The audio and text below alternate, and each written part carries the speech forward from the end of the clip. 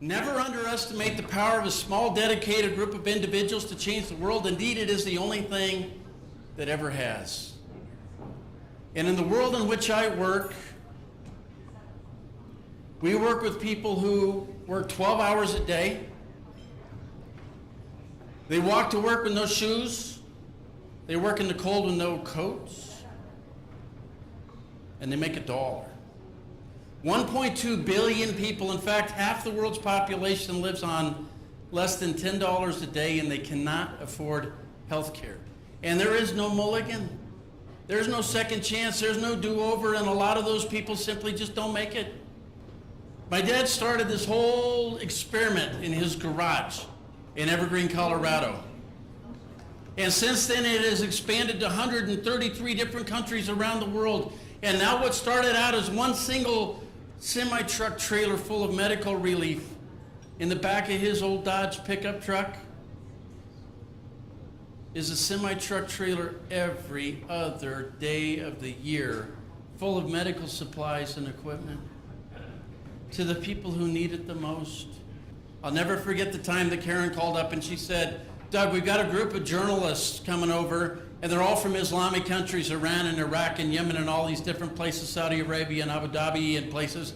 And she said, "There's a few rules that you gotta abide by when you host these people. And one of the rules is you can't talk about politics, and another rule is you can't talk about religion." So we're walking through the warehouse, and here's all of this group of journalists. And they walk up to one of our volunteers, and they talk to her, and she was packing surgical scrubs that day, and she was folding them all and putting them in a box. And one of these Islamic journalists walks over to this little blonde Christian lady, and he says, "So I would like to know from you personally, why do you do this?" And she looks at him and she says, "Because this is my church."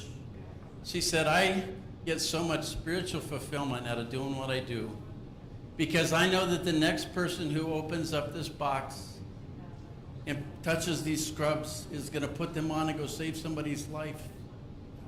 And that's why I do what I do."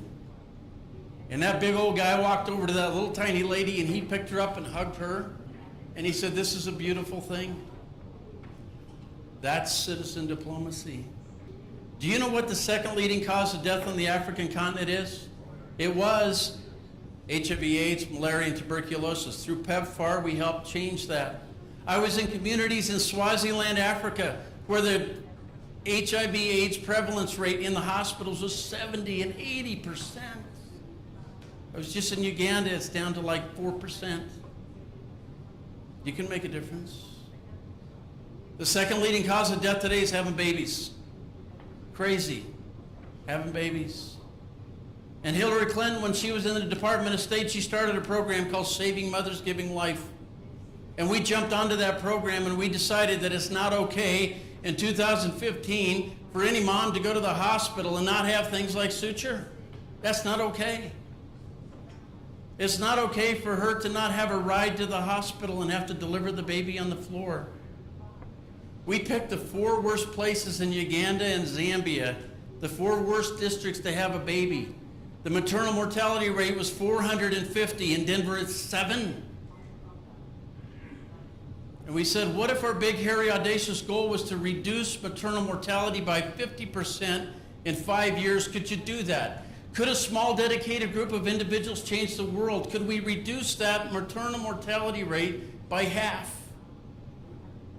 We got involved. We started putting new exam tables and delivery tables. We put in gloves. We got the doctors to come back because now they got tools.